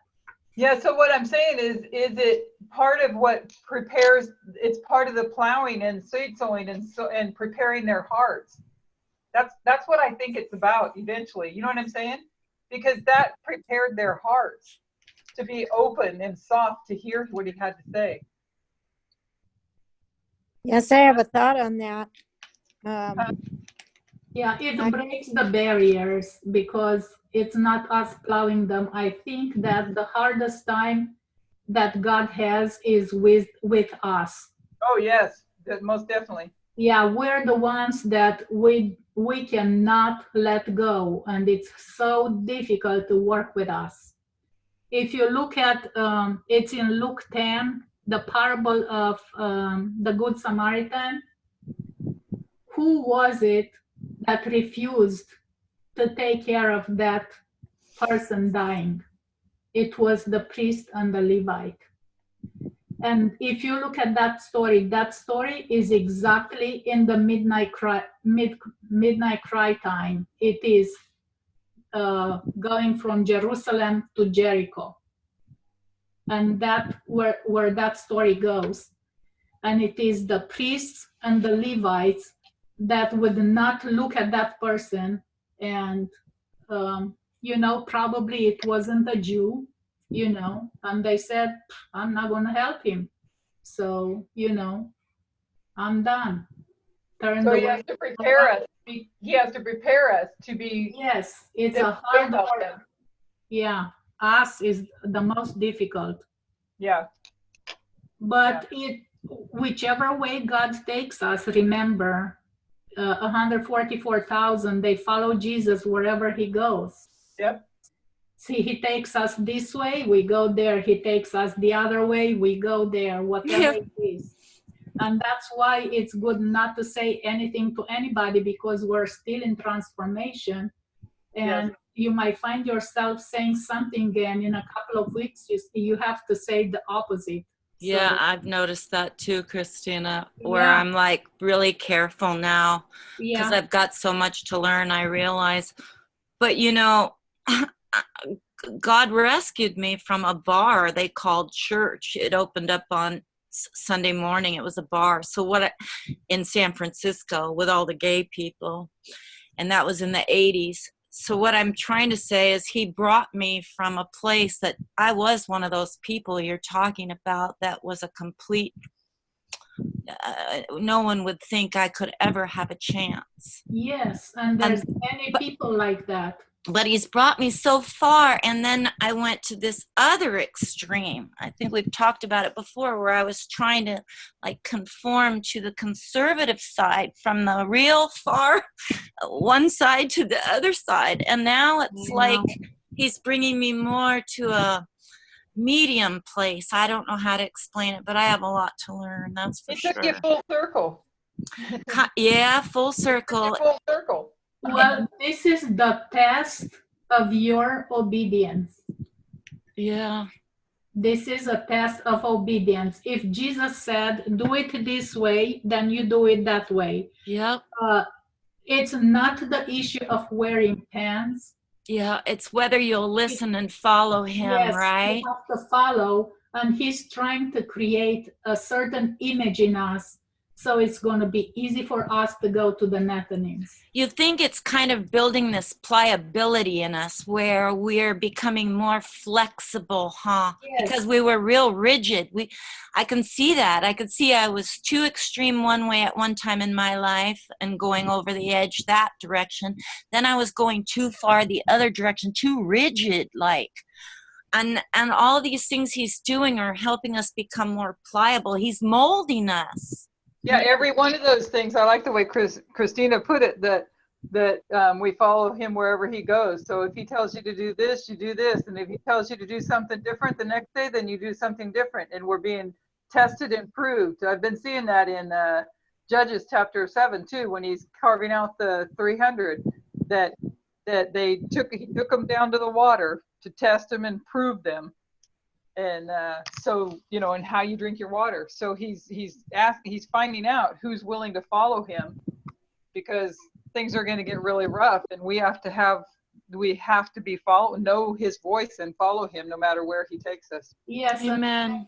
And then I was thinking about this week and the week before. I don't know, maybe I'm mistaken, but there's many people that you might know in the church or in the family that are Seventh-day Adventists that they would have not been able to take these changes. Look what happened to FFA. I know. You know, it's people that cannot take all these changes, and they give up and they go back to the conservative.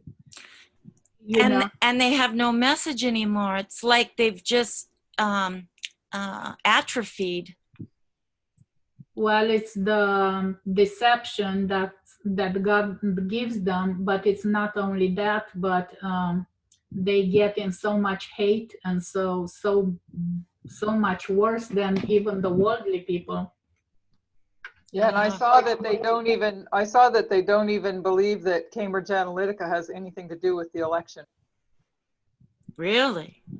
Yeah. Wow. Wow. That lays out so perfectly on the line.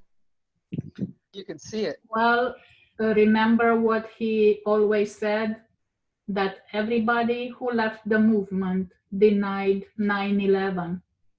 So I want to see when that's gonna come to them. Step by step. Yeah, it is sad, but as I said last Sabbath, on the line of Alexandria, we look there and we see there's many changes coming. We have to be prepared and open to do it. You know, we know who the messenger is. We know who God is leading. We just have to follow. Amen. Yeah, and in this testing and proving in Judges chapter 7, he takes them down there to prove them, and then it's God himself that says who's going to go with you and who's not. Yeah. And so he's testing us, improving us, and he's the one that's saying who's going and who's not. Yeah, we'll see. It's Raffia. There will be a big message coming internally, so we'll see what that's gonna be and what other changes will be. But probably the next 2 years is gonna be change after change. So we just need to get ready. The cross is all about crucifying ourselves and getting rid of everything we believed. Yeah, and when you're in the boot camp, which has been some time, but this is the tail end of it. When you're in boot camp and they are literally stripping you down of everything that you once believed and did, and remolding you to complete obedience. Yeah.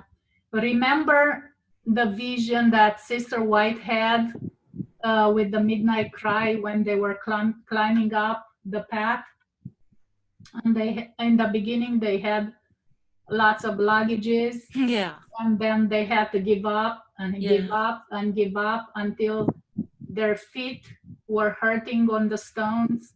And then they had to even give up to the ground under their feet. So that is what's going to happen to us. Everything has to go. All the luggages and the baggages.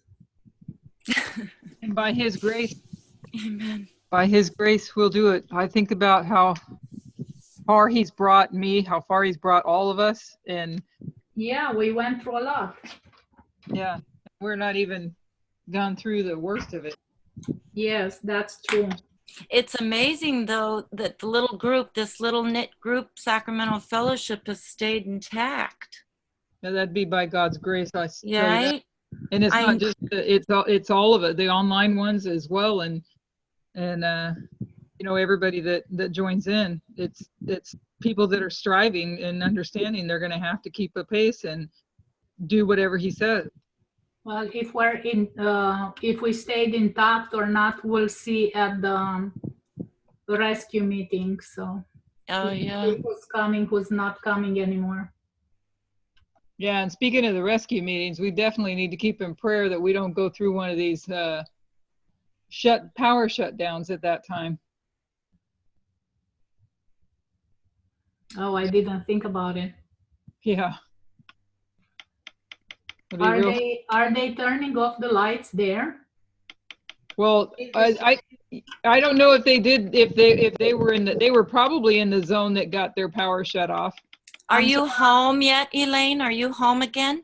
Yeah, I am home. Okay. I'm gonna ask my uncle, see what he says. Yeah, Yeah. you need a generator just in case. Yeah, because if we're in the time where there's the dry, low humidity, warm weather and wind, and they go and shut everything down again,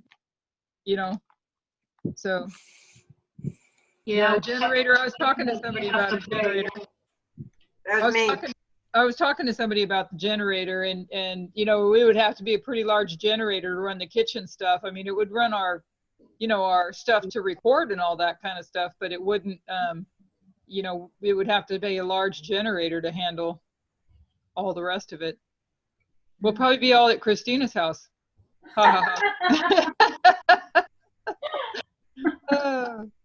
Oh, just kidding. Sort yeah, I don't know how it would work. Well, you ask them, Elaine? huh? Can't you find out and ask them if they have a backup generator? Yeah, I'm gonna email her. I just, Okay. I've not been home, and it's been hard to concentrate and just get my work done and Right. all the extra stuff, and worried about, am I gonna get to go home? And then I get told that power's going back on in about an hour. So I come home and I find out it's not going on till tonight. And so Do they turn off the lights at your house? yeah, I've been without power. I mean, I have power now since 6:09, but I was without power since Tuesday night. Do you have wood stove and everything? Do you have wood No. stove? No. Oh, you need that. Yeah, I went to my daughter, so. Yeah. I don't think that's gonna be done for much longer because they will get together and sue them. It's a lot of money losing Yeah. for businesses. Yeah, San Francisco was one of the only areas they weren't going to shut off. And people were talking about that too. Why? If you're going to shut everybody down, how does San Francisco escape unless it's money, unless it's tourism and the wealth there? I don't think it has humidity because it's next to the ocean. Is that why? Yeah, the only reason they're shutting off the power is because they don't want another like paradise situation. Right. They're I under knew. pressure from what happened. So if it's no humidity, if it's like super dry and windy, they're gonna Yeah. shut off power. And it's 'Cause been windy and it's been dry, but I don't think San Francisco gets dry. I don't think any of the coast area really gets that dry because they have that peace breeze air thing, whatever it's called. Okay. In between San Francisco and South San Francisco, where my sister lives in Brisbane, they just had a fire on their mountain. They evacuated a few people, and that was close. That's right by San Francisco. Yeah, it's wherever you get the low humidity, the dry, the dry winds and the warm weather. It's when the wind comes down from the north, I think is what it is.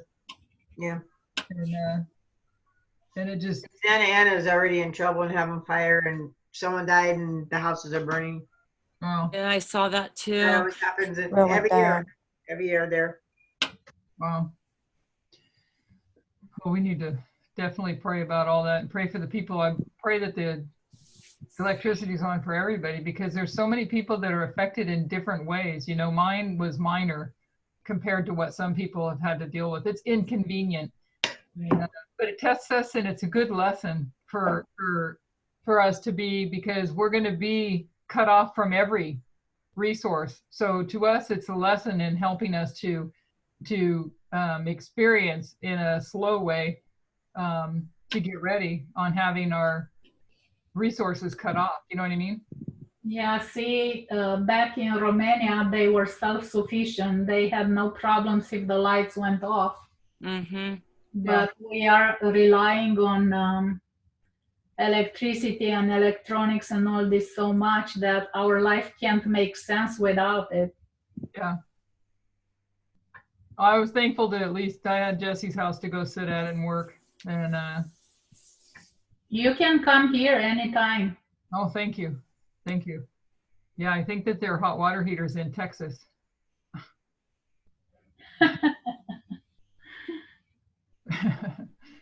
But well, anyways, yeah, it's a good lesson for all of us. I know Sister Christine and Francisco, they've had to deal with it a few times now. Yeah, it's not okay because you have to go to work, and then if you don't have, where I lived in Grass Valley, the water comes if you have electricity. If there's no electricity, there's no water. Oh, wow, I don't have that problem. I had water. So if you have to take a shower to go to work, how do you do that? Or, it's hot outside, how do you sleep? Yeah. Well, we just have to learn to get by on whatever we got, that's for sure. And be content wherever we're at, and be prepared to make do. My biggest challenge was just making sure that I was ready for the Sabbath. Work-wise, I did fine, but I just was really worried about being ready for the Sabbath. And but the Lord pulled off everything at the last minute, and it's been a blessed study, and I'm thankful for that. I enjoyed both the studies. Thank you, ladies, for your work. Yeah, Yes, understanding thank church is great. Her presentations in God We Trust and the midway points and all that, they all are so telling of what has really been going on that we've missed for all these years, but just so beneficial. And I'm just barely touching the revolutions, but it's just amazing, all these parallels and what you guys were, Adriana, I think it was, talking with Kaiser Wilhelm the other day, that because I was trying to look up the thing on the ships, and it was a big mutiny that happened, and it was because of his behavior, what he did, gonna take them into a suicide mission, and they knew it.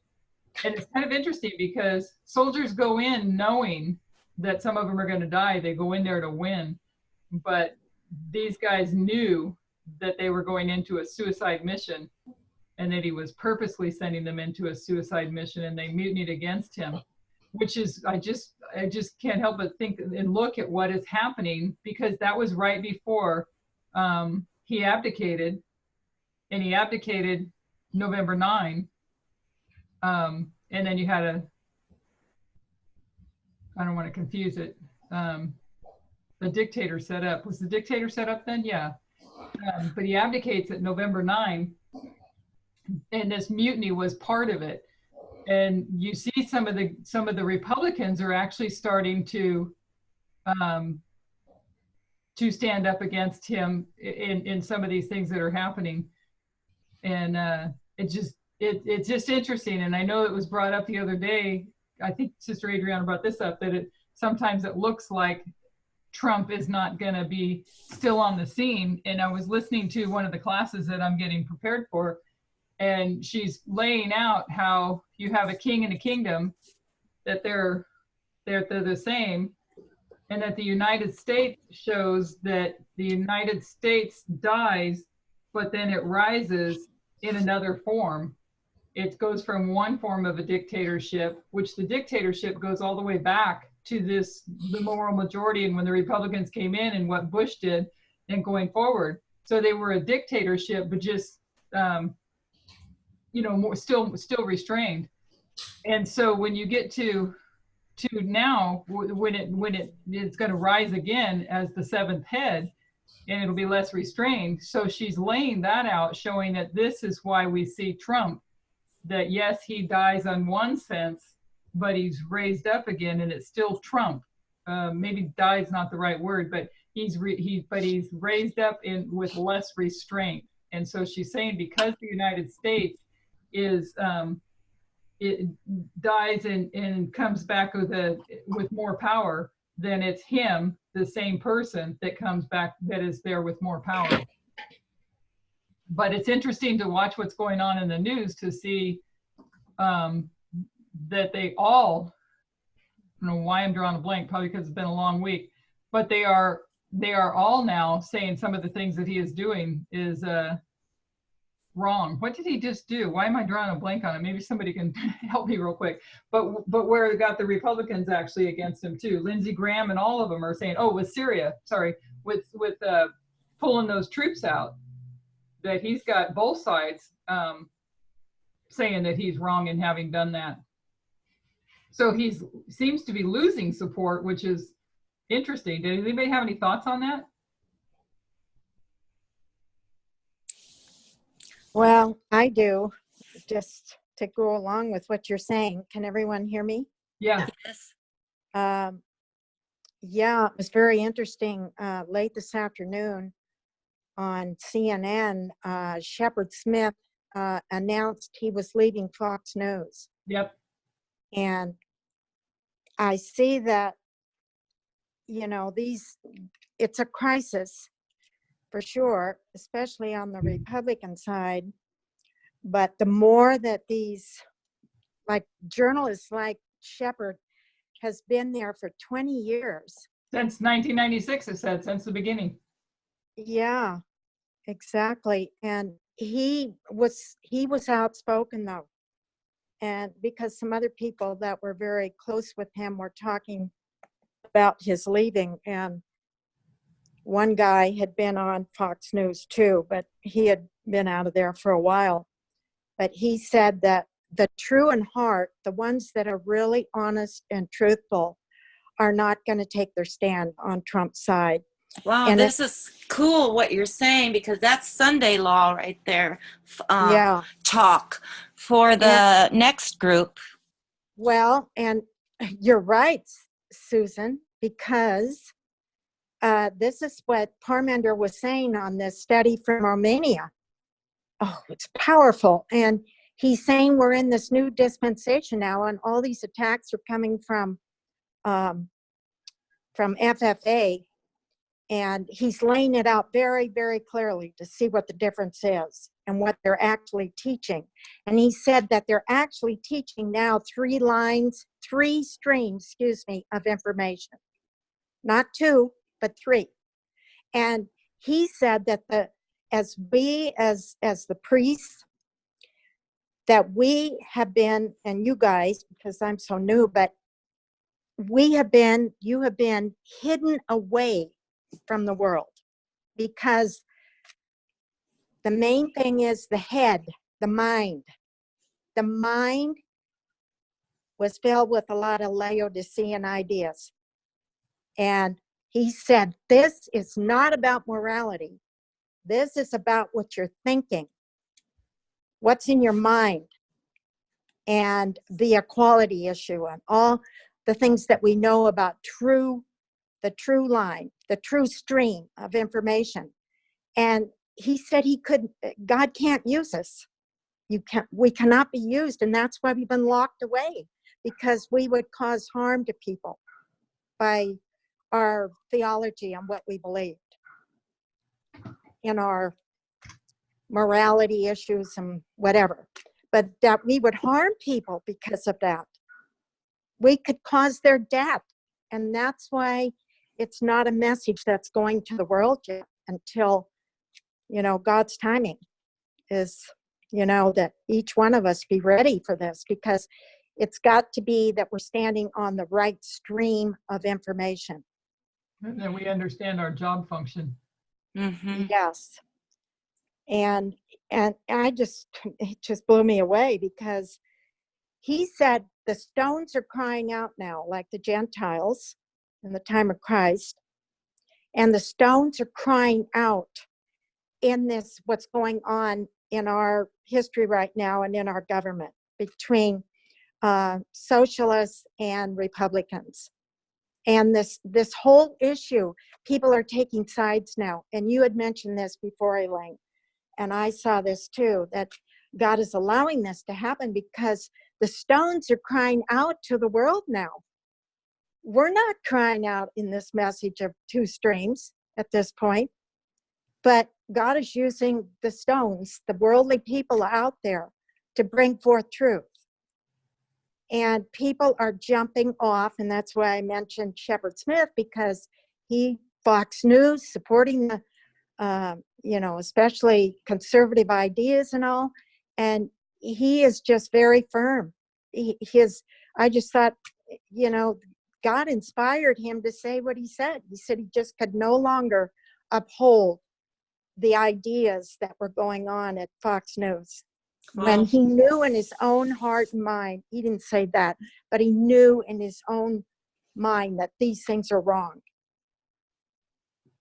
So, and so people are jumping ship now. And I was reading an article, I think I posted it on the Facebook page, on the group page, about, I can't remember the title of it, but that when it comes to, and it was an article that was actually referring back to the earlier history, our history, and how it's been a dictator, but Trump didn't start it. It's tracing back how Trump didn't start it, but the one thing that's going to perhaps, which I don't know what this means when you read this article, but that the one safety net that we have, that's not the words that they're using, but that's the best I can way to remember to describe it, but is that he's such a crazy person with what he's doing. And that's part of what, I'd have to find it to try to send it out again, so you guys can read it for yourselves. But because he's like a madman, and those weren't the words that they used, this is the words I was understanding what they were saying. But I think it was a New York Times article. And but he's so extreme in what he's doing, and so radical, irrational in what he's doing and how he's doing it, and how he just continues to just lie about everything. And people are starting to realize, so yeah, it's becoming black and white, and intelligent black and white. You don't hear the stones, because, and that's brought out because I finally watched all the way through. I never watched all of it, the Michael Moore Fahrenheit 9/11 or 11/9. And he kind of touches on that, or at least that's what I'm picking up out of some of the stuff that he says, that you know, it's both sides are bad. Both sides are, what he's pointing out, bad in their areas because the Democrats aren't doing enough about what's going on. And so it just was like this mediocre everything that caused everybody to just be lulled to sleep. And Exactly. now people are getting wide awake because it's becoming black and white. Yes, very much. You're either going to be the supporter of this crazy madman because you just love the rallies, you love the riling up, you're the white nationalists or whatever label you want to put on it. You just love that. You love the hate and the rage that's coming out of those rallies, or you're standing back saying, "What are we doing?" You know what I'm saying? Yeah. Yeah. So it had to be allowed to get extreme for people to actually see it, because God is merciful. When you think about how many of the conservatives that are just, you know, the Republican Party, they just want to defend their party, and they think they believe, and probably so, if they don't support the Republican that got put there, if they don't support him, then the whole Republican Party goes down, and they don't want to see that happen. Yeah, well, it really shows that, you know, what's leading them in their choices, because Yep. it's money, Yeah. it's their position. Yep. And if they stand up to it, then they know that, hey, they're going to be trumped on and tossed out. So, yeah, and these people that are coming forth like that, she was the lady from Russia, I think. Or was she from I saw Ukraine? that, the Ukrainian Test- witness. Yes, she testified today and had said some things already ahead of time, but it's just incredible that Trump really it was coming from him. But he had his little buddy there, Giuliani, you know, taking care of all this, you know, wanting to get rid of her because she wouldn't go along with his plan. And, you know, the way Trump wanted to do things. And she said, no way. I mean, you don't have to tell me to quit. I'm quitting. I can't go this way any longer. So she definitely was very happy to testify, you know, before Congress and tell the story about what happened. So, you know, there are people like this that will just take a strong stand who aren't there for the position and the money. And, you know, their testimony means even more when they have the right reasons for standing up. Amen. Standing up for the truth. That's why, you know, I could really relate to what Parminder was saying, because these people might not have any religion. We don't know, but they're standing on principle for what they know is right and wrong. Yeah. I was thinking when you were talking about that, remember Comey, Elaine, and how Trump wanted Comey to pledge his loyalty to him and he wouldn't? Yep. And it kind of boils down to that. Who are you going to be loyal to, right? Choose ye this day.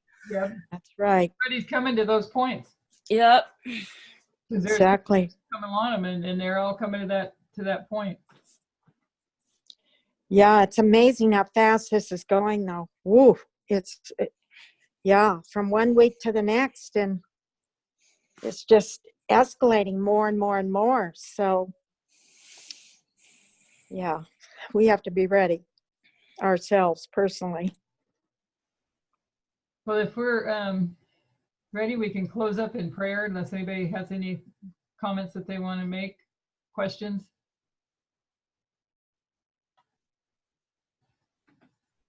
I guess that's a no. Would somebody like to close us in prayer?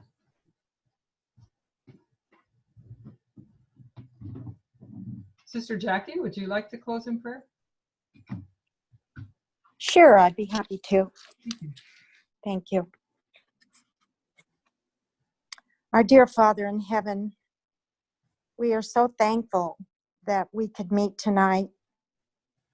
And through all the situations of this week with power outages for those who have had to prepare, and you strengthen us in these trials and tests. And we thank you that you are preparing us for this mighty test that lies ahead. We thank you as well that you have guided and led each one of us, and that you have a message that is none like anything else on this earth, because it's from heaven. It's from your spirit, and you are guiding each and every one, especially those that are leading out. I am so grateful and thankful for the thoughts that were given tonight, and those that presented the studies. And I pray that you will continue to lead us, each one, as we see these issues going on in the world, even in our own country. The USA is going to become a country that is completely different from what we've ever known it to be. And we see that many people now are making choices, either on the right side or on the wrong side. And we too have to make these choices for where we're going to stand with the messages that you have been giving us. It's not so much about the Sunday law at all. It's about what's in our heart and what's in our mind, and that we stand for the truth no matter what, and that you will strengthen each and every one of us, regardless of where we are and what our situations are, that you will continue to guide us, direct us, hold your church together, Father, in this very important time, the shaking time, with the midnight cry message. And we thank you for this. Prepare us for the Sabbath studies tomorrow. We thank you for the Sabbath and for the week you gave each one of us, and for your great love and blessing to each one of us. May we rest well tonight as we trust and rest in you. In Jesus' name we pray, and for his sake, amen. Amen. Thank you. God bless you. Amen.